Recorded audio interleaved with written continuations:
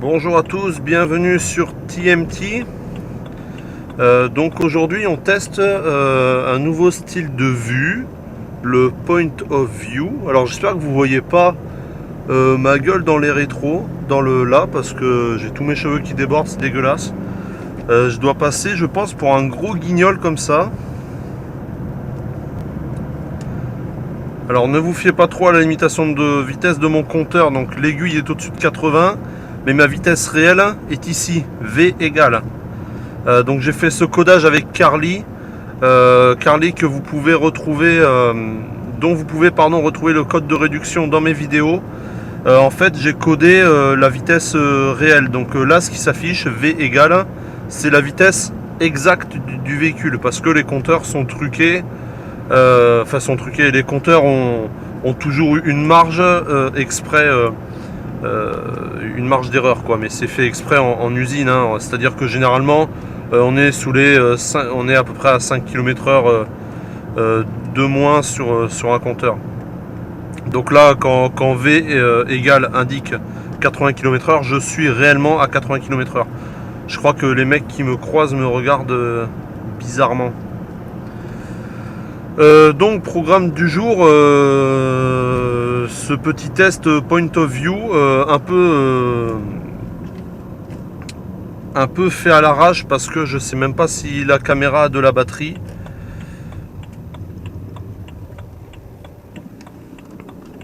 Donc on va faire ça, on va laver la voiture, faire la pression des pneus. Mais qu'est-ce qu'il fait lui? Oh, connard, va, t'es à l'envers. Il y a des mecs qui sont sérieux, quoi.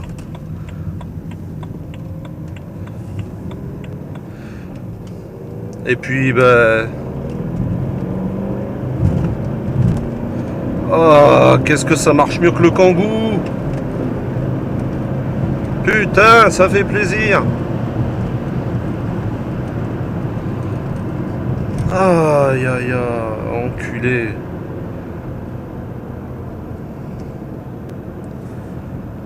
Voilà, donc on vient de faire un 0 à 80 extrêmement rapide, on peut dire. Enfin bon, il y a toujours plus rapide, hein.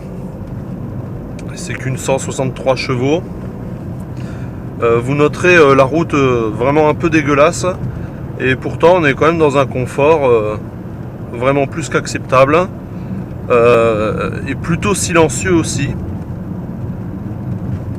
Donc voilà la voiture que je conduis à peu près une fois toutes les 2 semaines.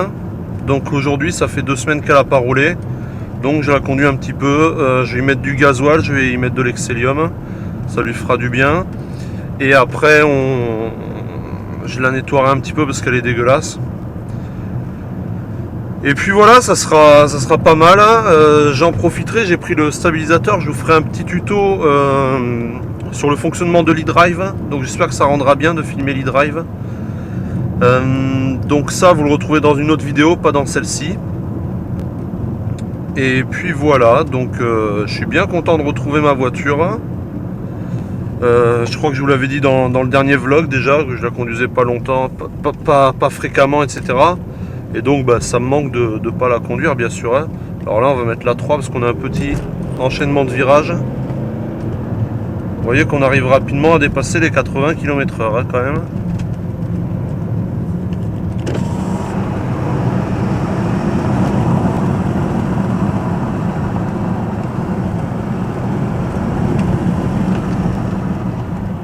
Et ça freine aussi plus que correctement.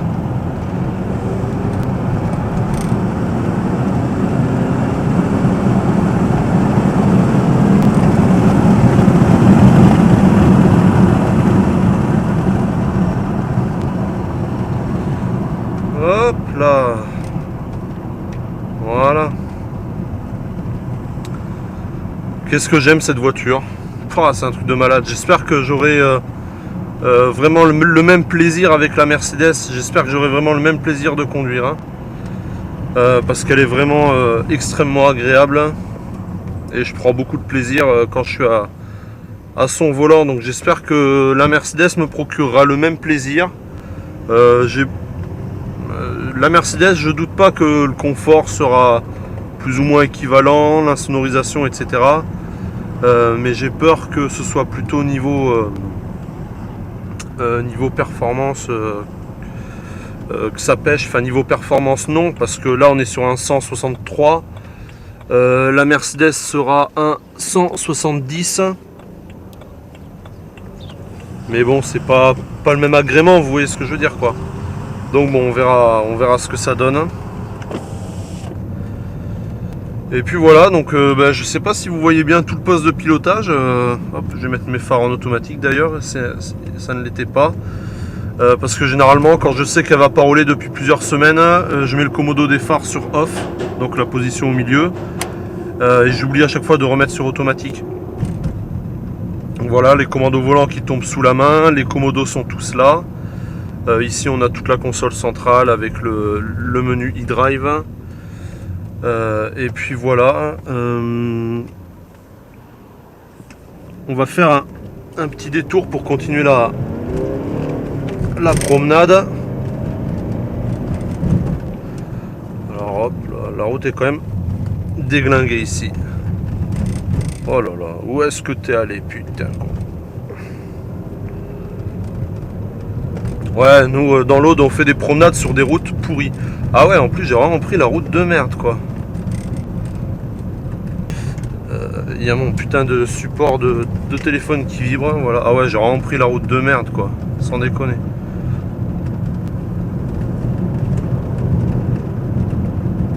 Aïe. Oh là là, ce qu'ils font pas dans l'Aude, sans déconner, quoi.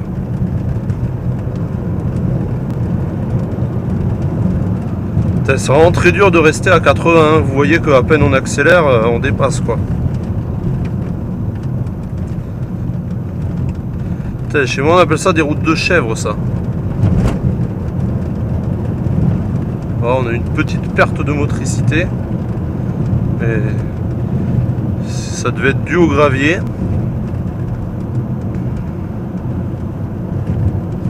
Pousse-toi. Oh là là. L'état de cette route, j'espère que ça vibre pas trop pour vous, hein.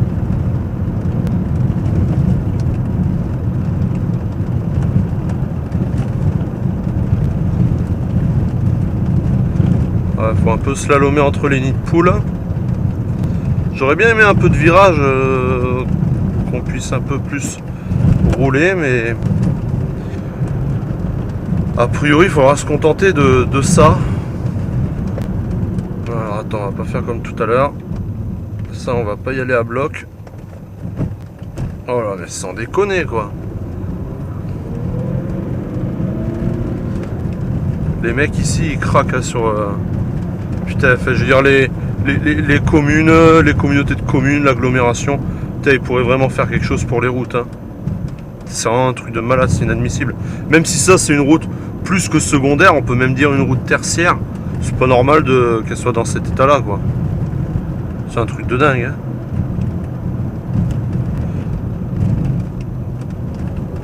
Oh là. Et ouais, donc en ce moment, je pense...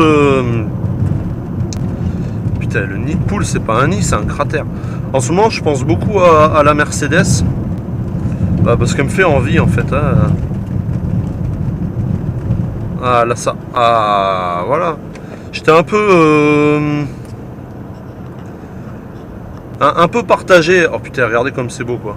J'étais un peu partagé, ouais, à l'idée d'acheter ou pas la Mercedes.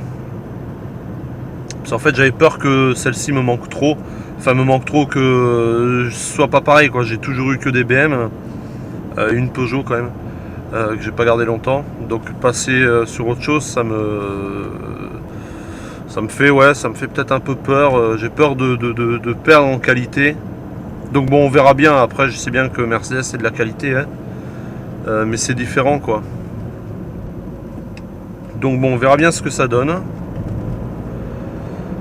Et puis voilà, je pense que ça va être une très bonne voiture aussi. Donc elle va avoir moins de bornes que la BM, bien sûr. Ah, je vais mettre un coup de frein parce que je connais pas.